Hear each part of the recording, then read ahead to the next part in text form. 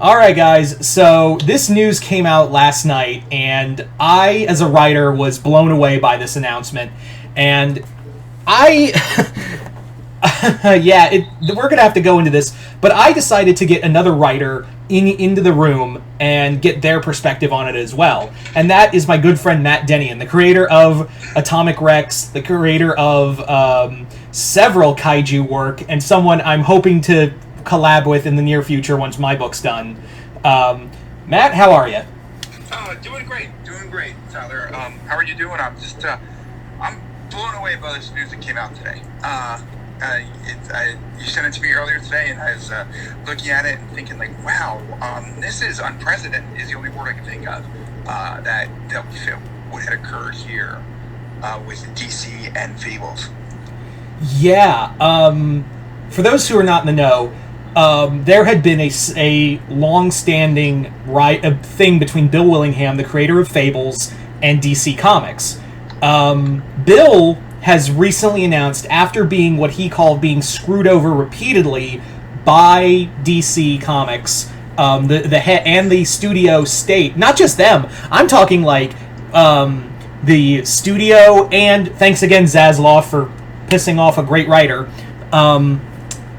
That seems to be going around with David Zaslav. In a flurry of fuck yous and diddly poos, Bill Willingham has basically said, since he owns the characters, he's put them in the public domain. Fables is now public domain. Yeah, which is a huge property to just go into the public domain, right? Yeah, it's a massive... Though it is funny because it is interesting to note that they are technically already in the public domain, just the original Grimm's fairy tales. Right, so sort of more specifically, the characters they're based off of were in the public domain. So prior to this, Fables would have been like Thor, where you can write a book involving Thor or about Thor. I have to make sure that his description and background and story don't fit that of Marvel's version of Thor, so I couldn't include like any references to Jane Foster. Even honestly, using like the blonde hair is, you could be looking at getting into trouble because Thor's typically depicted with red hair in mythology. Or another good example would be like you can write a story about Frankenstein, but you can't use Universal's Frankenstein in particular. It's like where they position the bolts is something that they'll get you on. But what Bill Willingham did here is to say that his specific characters, so his not just Big Bad Wolf, which anybody can write a story about the Big Bad Wolf, but Big Bad Wolf, complete with his like human persona, is now in the public domain. Yeah. So apparently this was, I would say it's petty, but like I can understand where Bill's coming from. Bill basically did this because he didn't have the money to sue DC for creative rights regarding, because they had done Telltale games Wolf Among Us without his consent or even his knowledge. He didn't even know the game came out until someone asked him a question at Comic-Con, apparently. Yeah, and it's really surprising considering that less than a year ago, did he just work with DC on the Batman vs. Big B series? Yeah, he just did, and apparently that was a pain in the ass to do. Oh, okay, so like with all the behind stuff, because I thought the comic was pretty good, but I working with DC, as much as I love him, has been in complete train wreck the past few years because of Warner Brothers above them. One of the reasons, I should say, Warner Brothers above them continually switching hands in ownership, right? Yeah. So that's not helping the situation. Yeah, from the because on the one hand, like I'd understand that like DC creative control and the staff is all over the place. Jim Lee is having a hard time riding the ship, and I don't even think he's capable of it. I no disrespect to Jim Lee, I just don't think he's cut out to be editor-in-chief. Because it's been very clear between this and other things where I've been like, Jim, just step down, man. I think you're better at I think you're a good artist, and I think that's where your heart is, and you want some creative, and you want to be on the staff, but you are not the man to run the ship. No, it's a different skill set than it is to be an artist, to run a ship. It's similar. You can go back to Stan Lee did not want to be actually the head of Marvel in a lot of cases because he knew that the business aspect of it was not his strong point. Yeah, that's why he kind of really turned things over to like Roy Thomas and... Yes. Yeah. Who, Roy in himself, Roy Thomas and like Jim Shooter and all of them, they all have their strengths and weaknesses. I could go. I actually got to say fuck you to Jim Shooter once, but that's a story to another time. Yeah, but Willingham gave a big fuck you to Warner and DC with this because it'll put them in a position where I guess technically they can still do Fables comics, right? Because it's in the public domain, so they can do what they want with it at this point. But so can anybody else. You're right. Can now write the story, like we just said, with Big B and Snow White or whoever else, as long as we saw fit. Yeah. We can now, honestly, you could throw Big B Wolf now into your books. Yes, yeah, you could see Big B Wolf take on Atomic Rex. You could see Big B Wolf in Agent 666. Agent 666, yeah. Well, actually, that would be a really good idea. So, yeah, take your pick, but it really opens the door. And, let's not forget, as much as he's given FU here, Willingham is potentially costing himself a ton of money by letting such a lucrative property now just go into the wind. But that's kind of the thing, is that it really did sound like in his note that he was left with no other option. He didn't have the money to sue DC Comics and by and large Warner Brothers, nor did he have the legal funds to keep that battle going if he could. So he basically said, if I can't win, nobody wins in this scenario. So, and in a way, like he did, like I do like it's kind of cool that he basically said, now Fables belongs to everybody. Like. And I think that. Have you ever thought a creator would willingly do that while they're still alive? The thought had never crossed my mind. As a creator, you work so hard to make a property and to get it noticed and to make any money off of it. Really takes a combination of luck, skill, timing, and finding the right person and the right audience. There's many people who they put a lot of work into their creations, and you don't see that. Even as somebody like myself who's seen meager success with my titles, I'd be very hard pressed just to throw them into the public domain. That not just any financial control or benefit that I have coming from them go, but also like just letting complete control of the characters go. Like he might have had a vision, I'm sure, for his characters that now is anybody can add on to it, and I won't say the word is canon, but they can add on to it and put it out there for people to consume and profit off of it as well. Absolutely. And I like the other thing you have, like, did you ever, like, now there's two things here. One, Bill Willingham this might be the last book he writes, honestly, because who knows if he could go to Marvel or Image now and do anything without them going, well, you did that to DC, because DC talk, like, companies talk. Sure.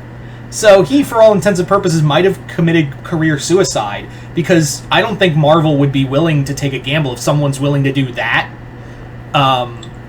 Or even Image, even though Image is very creative friendly, I don't think like Image would take a shot with Bill Willingham, because what if they get into a dispute and he goes, all right, public domain it. Yeah, I could see that. Image might not want to go down that route either. Look at the mess that they kind of have with the Angela character and Neil Gaiman, right? Although to be fair, that was more Todd than Image itself. Okay, fair enough. Yeah, but if they go to public domain something, I don't. Image would be the only spot that might take a shot, because it is largely creator-owned characters. But he does come with something new. Like he doesn't necessarily own Fables at this point. I guess he could publish it there because fans would be more likely to read Bill Willingham Fables than they would, let's just say, Matt Dennion Fables. If I had any plans to do it. But still, like it puts them in a bad spot. It's like any business practice. If you screw one person over, people are going to be less likely to deal with you in the future. Yeah, but this also is like basically playing Exodia now for writers in the future, because now could you imagine real quick? I talked about this with my girlfriend last night. We were talking, and I said, wouldn't it be crazy now, because DC now knows all their creative-owned properties, their creator-owned properties from Vertigo, could now technically be thrown in the public domain if they piss off imagine Neil Gaiman doing that to Vertigo. I mean, to Black Label.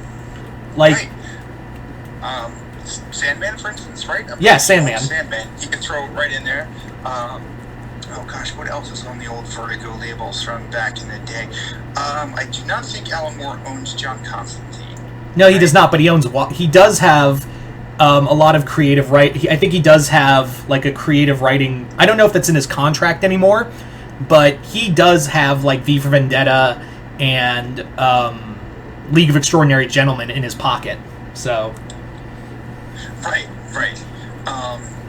He has a bunch of other stuff too. I think his like Tom Strong series is in his pocket too, which is Vertigo, but he could do the same type of thing. And Alan Moore's crazy enough to do it. Yeah, I mean, right now, Moore is giving away all of his royalties to writers during the strike, so that man will do anything to be, because if you thought what Bill Willingham was petty, which I don't think it was.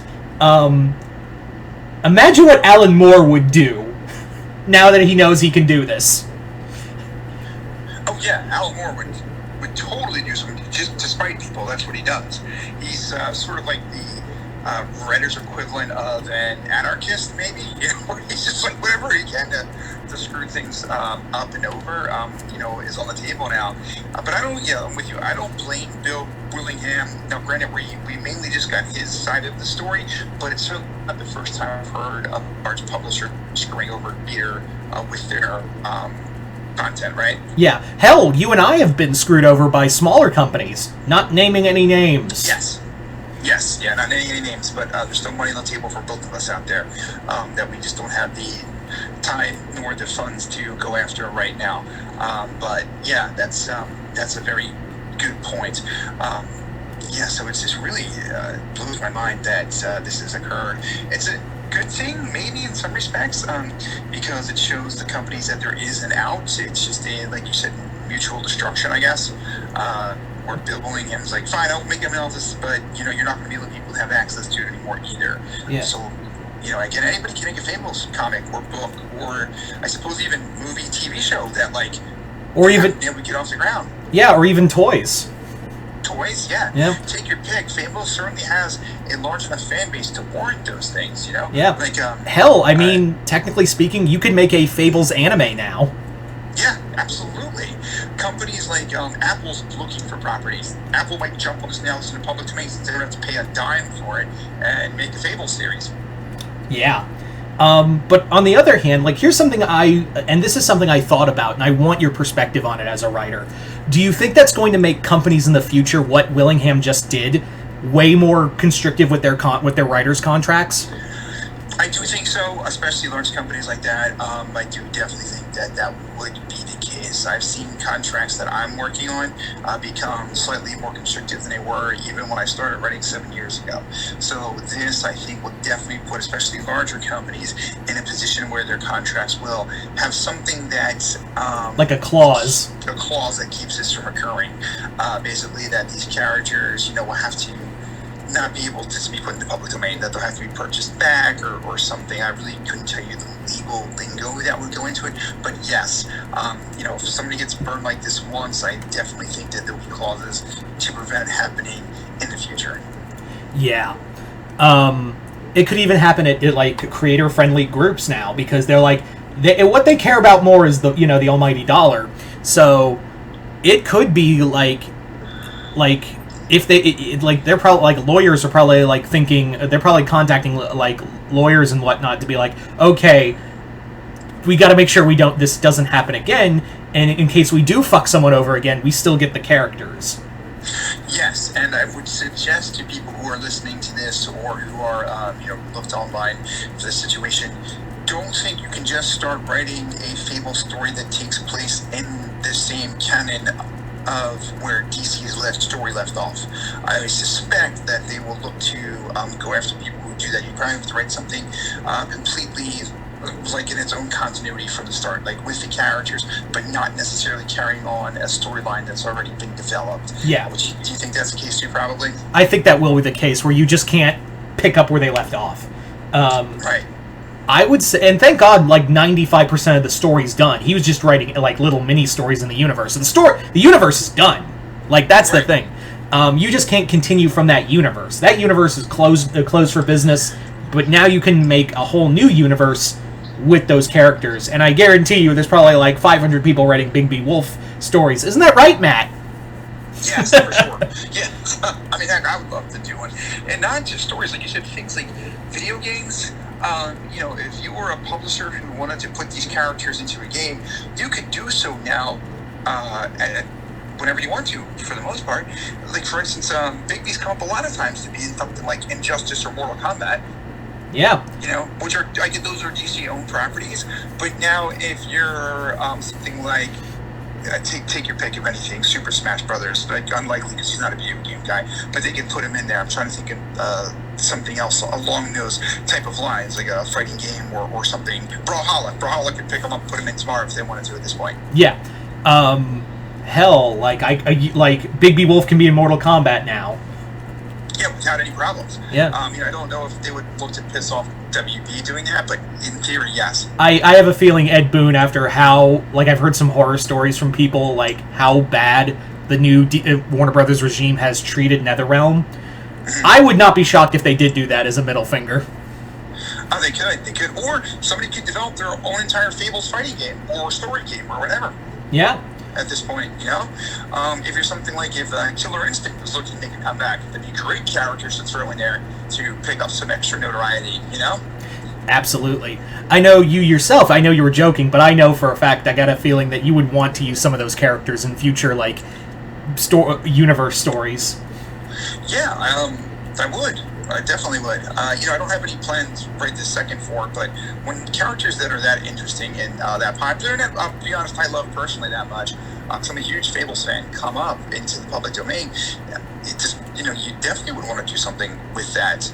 We were both excited when we saw the Big B versus Batman coming out, because that was a cool idea, but now, like you said, we can take I keep going to Big B because he's the most well-known, but at least take any of those characters and put them into our own stories, interacting with our own characters. Yeah, I would love to use the Frau Totenkinder as a villain. Right. Go down the line, they have so many great characters from Fables that could be grabbed and put into something. And all of them would make, perfect sense in something like an Agent 666 or something like that. Or any of our other friends who are doing stuff. Zach Cole's universe would fit very well in with the Fables characters. Yeah, especially Will. God, I would love to see the Fables characters interact with his character. Yes. Many of our friends and many other writers out there and people who have the opportunity. Bigger companies too, like you mentioned Image, maybe they don't do something specifically with Bill Willingham, but we could certainly see like Spawn or Philadelphia, like we just talked about. They could show up in that crossover now, for all we know. Marvel can do a Fables book now. Marvel could do a Fables book, yes. Yeah. Like I guarantee you if they do, that would just be like, that would be them just like putting up a middle finger to DC, like, we're using your characters without your consent, and you can't sue us. Like, they would probably throw... God, I guarantee you this is how they would do it, is make Fables like another realm for Thor to encounter. Like a lost realm. They could totally do it. And like you said, in anime, too, places like Japan now, who are not in the middle of a writers and actors strike, could jump on this right now and start it today. Yeah. There's, on one hand, I know this is gonna be nothing, but I'm sorry, Bill, that you were treated so poorly by a company that you even said you trusted for like over 10 years, nearly 20, and you just you got for over 20 years because he'd been doing this since 2002, and you got thoroughly fucked by the new regime, like so many other. And I understand, like, business is business. Yeah, that's true, but like I feel like a writer who has such a well-regarded universe should be allowed some leeway, Yes, for sure.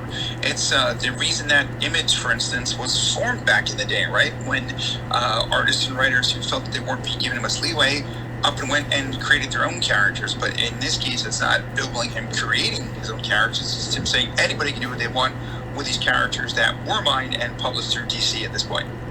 Yeah. And again, like, it's a double-edged sword, really, because now you do know that companies are going to be making sure this doesn't happen again. Yes, for sure.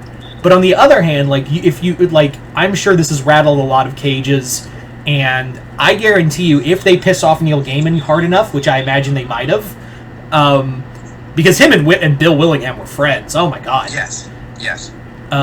Could you just imagine real fast if, like, let's put this hypothetically. Could you just imagine Neil Gaiman making the Sandman universe, all of it, in public domain? I could see him doing it. He's not as off the wall as Alan Moore is, but he will definitely not necessarily go along with the status quo. As we mentioned, there was that situation with him and Todd McFarlane. Now, Todd McFarlane himself is out there, as we know, but he got back his character and then flipped it over to Marvel. So I could definitely see him doing something like that, and that's actually a really apt example because the Sandman concept is in the public domain, similar to what the Fables characters were, like the original Grimm fairy tales are. The idea of the Sandman is in the public domain, but not necessarily Neil Gaiman's version of it, nor the other connected characters. But if he were to do a similar thing, that would be a big blow. It would be a big blow. DC just got the Sandman series, not just got, but recently on Netflix, as an example. So that'd be like revenue stream that is not necessarily lost, but is not going to continue to go forward in the way that they had hoped that it would, or whatever. Yeah. And that's a huge universe. Like, I'm talking, like, books of magic. There are, Lucifer. Lucifer, yep. Yeah, Lucifer. The Endless, like Death. Yes. Yeah. Plenty of stuff that people could pick up from there.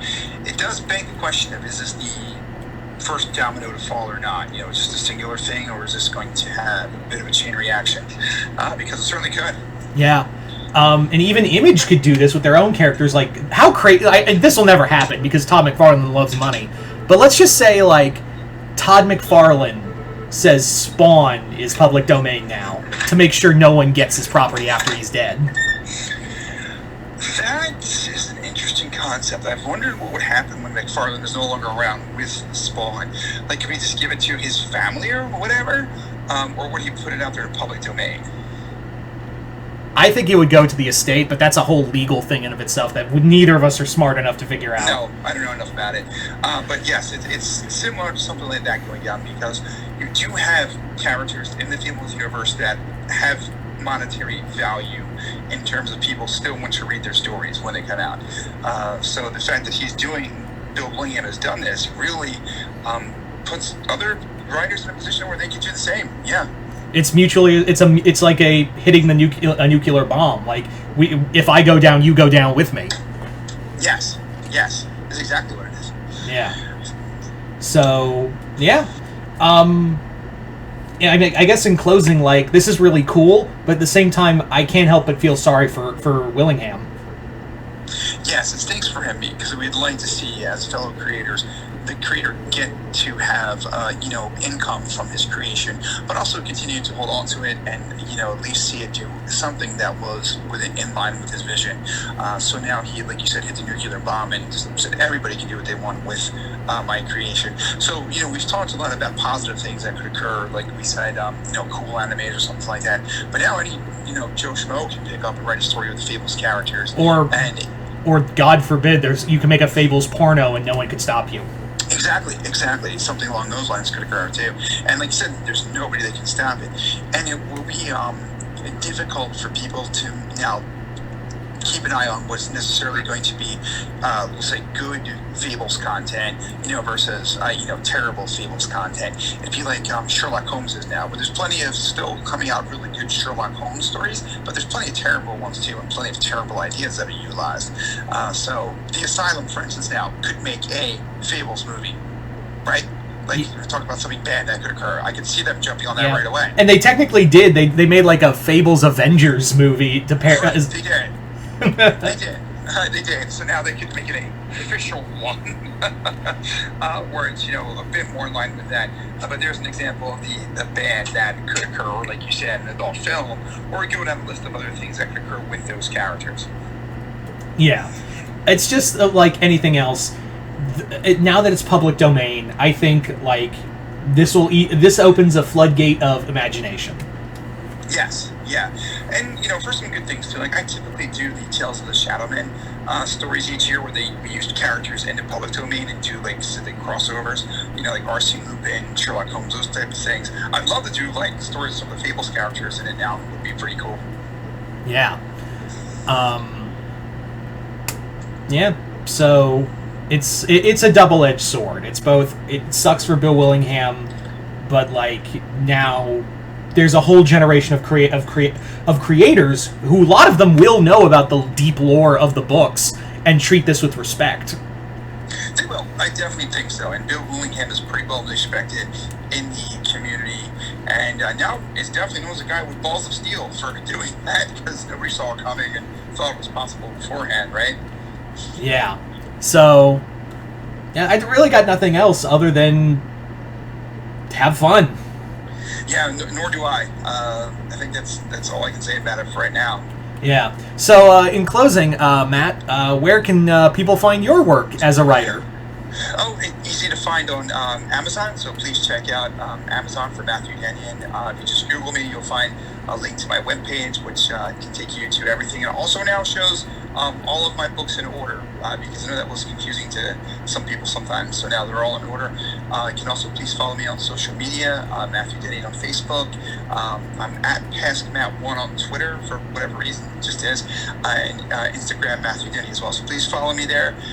Just had a new comic come out with Frank Parr and Wayne Smith. It's part 2 of our Rockets X Atomic Rex crossover, and at the end of this year, we have the newest Atomic Rex novel, which is a crossover with Tim. Oh gosh, I can't remember Tim's last name off the top of my head. But Alan O.W. Barnes and Tim Price. There it is. Tim Price is big in Japan. Will be out later this year. All right, awesome. Still working on my novel. Hopefully, one day you will see my characters interact with his. Hey, you might see a cameo soon. Oh yeah, you will probably see a cameo. Wink, wink. Yes. Anyway, so yeah, you guys tell us in the comments below. What do you guys think of the Fables becoming public domain, and what do you think that will enthrall? And what ideas could you see be done with Fables now in the public domain? Just comment below. Let me know. Other than that, hope you all enjoyed this. I'm Mr. Multiverse. I'll see you next time in the multiverse.